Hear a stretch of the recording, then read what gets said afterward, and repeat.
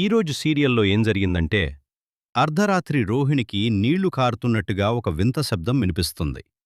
వెంటనే బాత్రూంలోని అన్ని ట్యాపులు చెక్ చేస్తుంది. కాని అవన్నీ సరిగ్గా మూసి ఉండటంతో ఆశ్చర్యపోతుంది. కొద్దిసేపటికి ఆ శబ్దం మనోజ్ కడుపు నుంచే వస్తోందని గుర్తిస్తుంది. వెంటనే మనోజ్ను నిద్రలేపుతుంది. లేచిన మనోజ్ ఒక్కసారిగా బాత్రూంకి పరిగెత్తుతాడు. అలా పలుమార్లు బాత్రూంకు వెళ్తూ ఇబ్బంది పడతాడు. అదే పరిస్థితి ప్రభావతికి వస్తుంది. ఆమె కూడా వరుసగా బాత్రూంకు వెళ్లాల్సి వస్తుంది.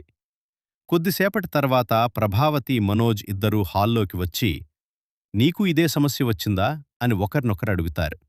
మనోజ్ కూడా అవును అని చెప్తాడు. ఇంతలో ఇంట్లో అందరూ నిద్రలేచి ఏం జరిగిందని అడుగుతారు. వెంటనే మీనా తన అమ్మకు ఫోన్ చేసి ఈ సమస్య తగ్గడానికి ఏదైనా ఇంటి వైద్యం చెప్పమని అడుగుతుంది. ఆమె చెప్పినట్టు మూలికలతో మందు తయారు చేసి ప్రభావతి, మనోజ్లకిస్తుంది. ఆ మందు తాగిన తర్వాత వాళ్ల పరిస్థితి కాస్త మెరుగవుతుంది. అప్పుడు ప్రభావతి, ఆ డైట్ ఫుడ్లో అసలేం కలిపావు అంటూ మీనాను అనుమానిస్తుంది. అప్పుడే శృతి కోపంగా, మీకు కాస్తైనా బుద్ధిలేదా? ఆలోచించే శక్తి లేదా? ఏదైనా జరిగినా వెంటనే మీనానే అనుమానిస్తారా అంటూ గట్టిగా ప్రశ్నిస్తుంది.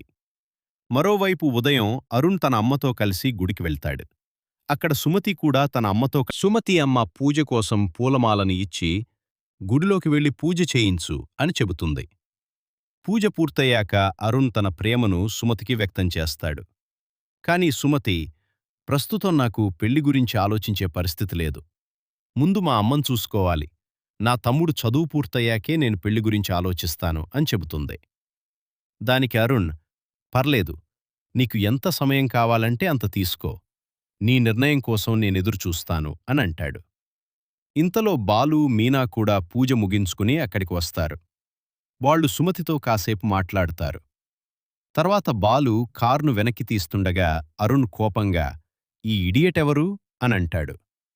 ఆ మాట విన్న బాలు వెంటనే కారు దిగి అరుణ్తో గొడవకు దిగుతాడు. అప్పుడే మీనా మధ్యలో వచ్చి బాలును ఆపి ఇద్దరూ కారులో వెళ్ళిపోతారు. మరి తర్వాత ఈ గొడవ ఎలాంటి మలుపు తిరిగింది?